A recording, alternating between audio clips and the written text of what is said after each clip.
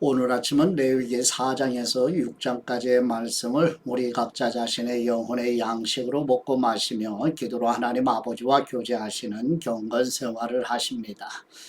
오늘 레위기 성경 말씀의 핵심 내용은 여호와 하나님께 하나님의 백성들이 드리는 속죄제와 속건제에 대한 내용인데요. 가나안 땅에서 살아갈 이스라엘 백성들이 반드시 알아야 할 정책성 교육 내용은 제사와 절기이고, 제사는 하나님과 백성 사이의 관계를 알게 하는 정체성 교육 역할을 합니다. 속죄제는 죄를 속하는 제사이며, 속건제는 생활 중에 범한 죄와 자기 의무를 다하지 않아 다른 사람에게 해를 끼쳤을 경우에 드리는 사죄와 보상 성격의 제사입니다.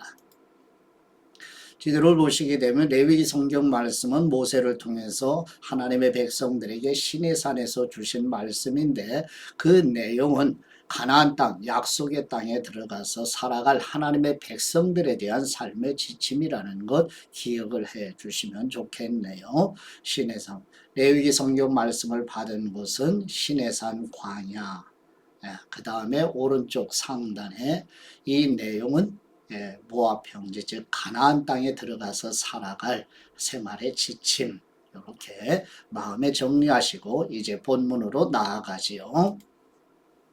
첫 번째 레위기 4장 1절에서 35절 말씀의 내용은 여호와 하나님께서 모세를 통하여 이스라엘 백성들이 가나안 땅에서 살면서 각 신분에 따른 속죄제의 규례 중에서 제사장 자신의 속죄제에 대해 말씀하시는 내용입니다.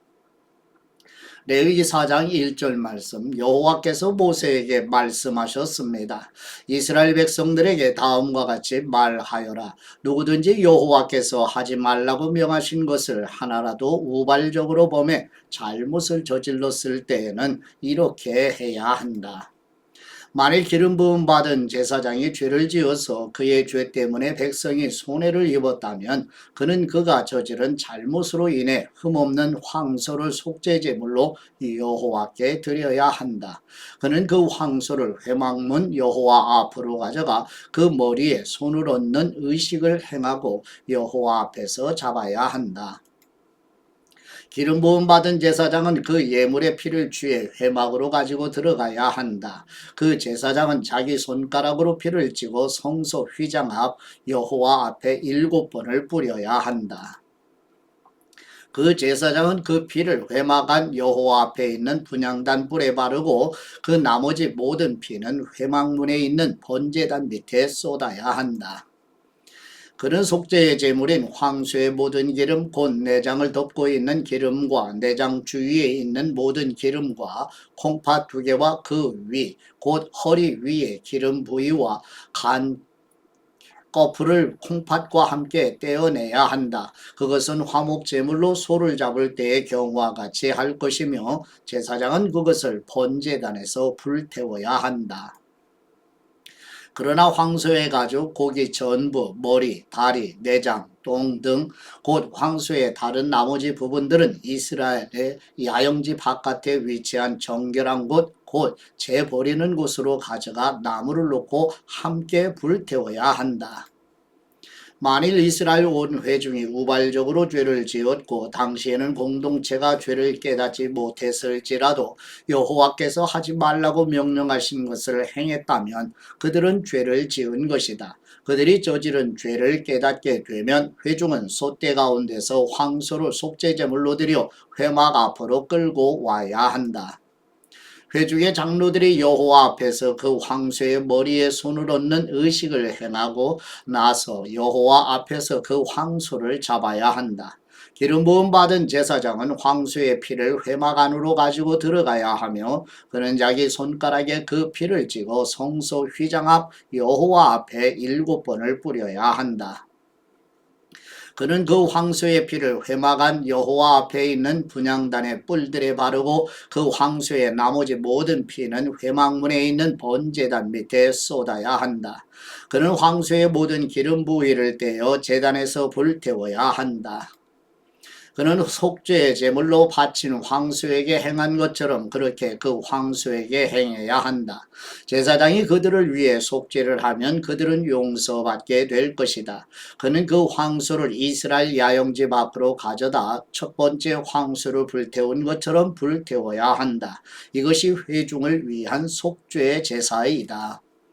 지도자가 여호와께서 하지 말라고 명하신 것을 하나라도 우발적으로 보매 그가 죄책감을 느끼거나 자기가 저지른 죄를 깨닫게 됐을 때는 흠없는 순염소를 그의 예물로 가져와야 한다. 그는 그 염소의 머리에 손을 얹는 의식을 행하고 여호와 앞에서 번제물을 잡는 곳에서 그것을 잡아야 한다. 이것이 속죄의 제물이다. 제사장은 그 속죄의 제물의 피를 자기 손가락으로 찍어 번제단에 뿔에 바르고 나머지 피는 그 제단 밑에 쏟는다. 그는 화목제의 예물에 기름같이 제단에서 불태워야 한다. 제사장이 그 사람의 죄를 위해 속죄하면 그는 용서받게 될 것이다.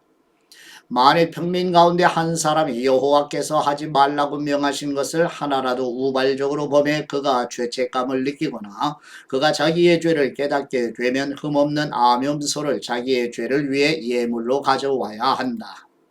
그는 속죄의 제물의 머리에 손을 얹는 의식을 행하고 번제물을 잡는 장소에서 그것을 잡아야 한다. 제사장은 그 피를 손가락으로 찍어다가 번제단에 뿔에 바르고 나머지 피는 번제단 밑에 부어야 한다. 그리고 그 모든 기름을 화목제물에서 기름을 제거한 것 같이 그는 그 예물의 모든 기름을 떼어내고 여호와께서 좋아하시는 향기를 내도록 그것을 제단에서 태워야 한다. 제사장이 그를 위해 속죄를 하면 그의 죄가 용서될 것이다. 만일 어린 양을 속죄의 제물로 가져오려면 흠없는 암양을 드려야 한다. 그는 그것의 머리에 손을 얹는 의식을 행하고 번제물을 잡는 곳에서 속죄의 제물을 잡아야 한다. 제사장은 속죄의 제물의 피를 찍어다가 번제단에 뿔에 바르고 그 나머지 피는 제단 밑에 쏟아 부어야 한다. 그는 그 모든 기름을 화목제물에서 기름을 제거한 것 같이 이 예물의 모든 기름을 떼어내야 한다. 제사장은 그것을 제단 위에서 여호와의 화제와 함께 태워야 한다. 제사장이 그가 지은 죄를 위해 속죄하면 그는 용서받을 것이다. 아멘. 두 번째 레위기 5장 1절에서 13절 말씀의 내용은 여호와 하나님께서 모세를 통하여 이스라엘 백성들에게 속죄의 제를 드려야 하는 경우의 신뢰들에 대해 말씀하시는 내용입니다. 레위기 5장 1절 말씀, 사람이 만일 그가 저주의 소리를 듣거나 보거나 알아서 증인이 돼 법정에서 증언하도록 요청받았지만 증언하지 않는다면 그는 형벌을 받아야 한다. 혹은 어떤 사람이 부정한 것, 곧 들짐승의 시체나 부정한 가축의 시체나 부정한 곤충의 시체를 만졌다면 비록 모르고 한 일이라도 그는 부정해질 것이다. 그렇기에 그는 범죄한 것이다. 혹은 사람의 부정함 곧 부정하게 하는 어떤 것이라도 만졌다면 비록 모르고 한 일이라도 깨닫게 되면 그에게 죄가 있는 것이다.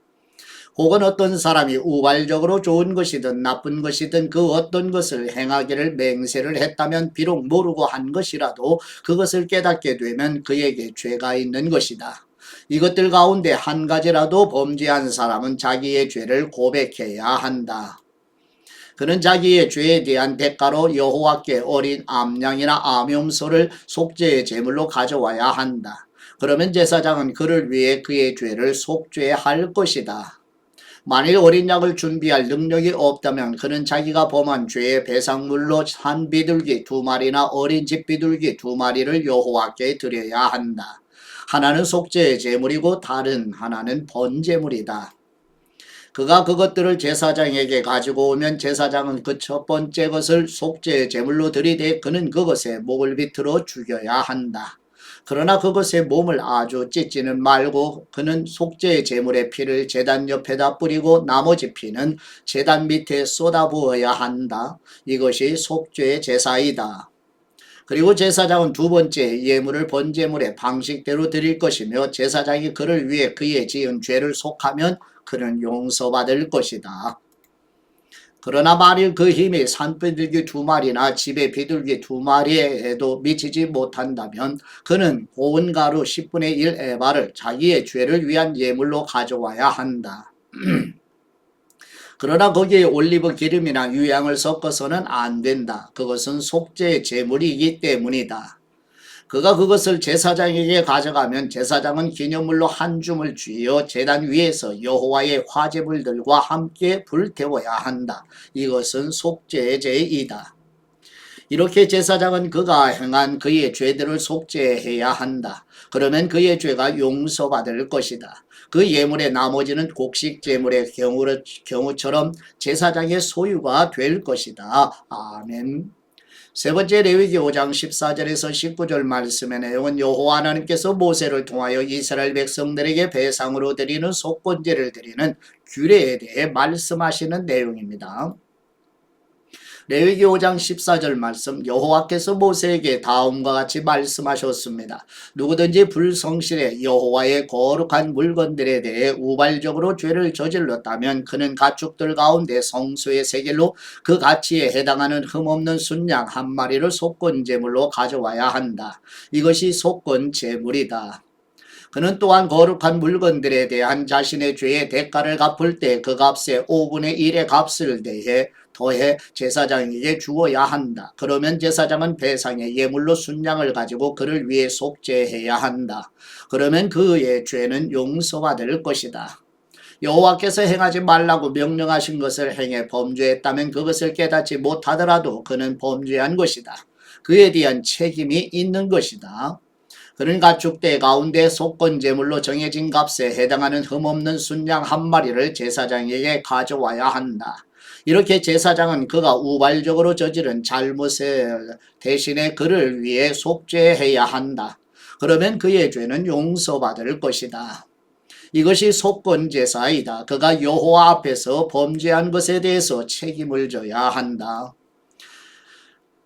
네 번째 레위기 6장 1절에서 7절 말씀의 내용은 여호와 하나님께서 모세를 통하여 이스라엘 백성들이 다른 사람에게 배상으로 드리는 속건제를 드리는 규례에 대해 말씀하시는 내용입니다.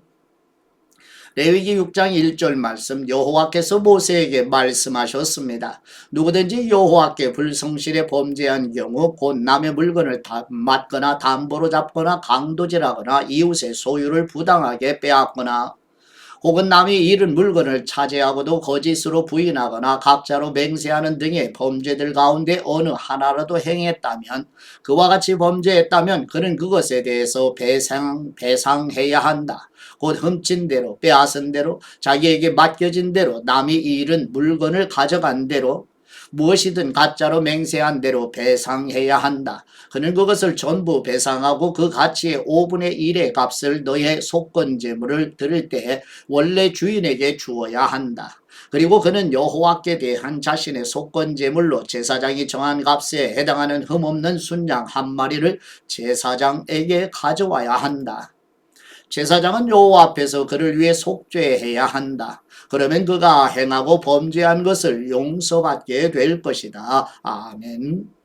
다섯 번째 레위기 6장 8절에서 13절 말씀의 내용은 여호와 하나님께서 모세를 통하여 이스라엘 백성들이 번제를 드리는 규례에 대해 말씀하시는 내용입니다.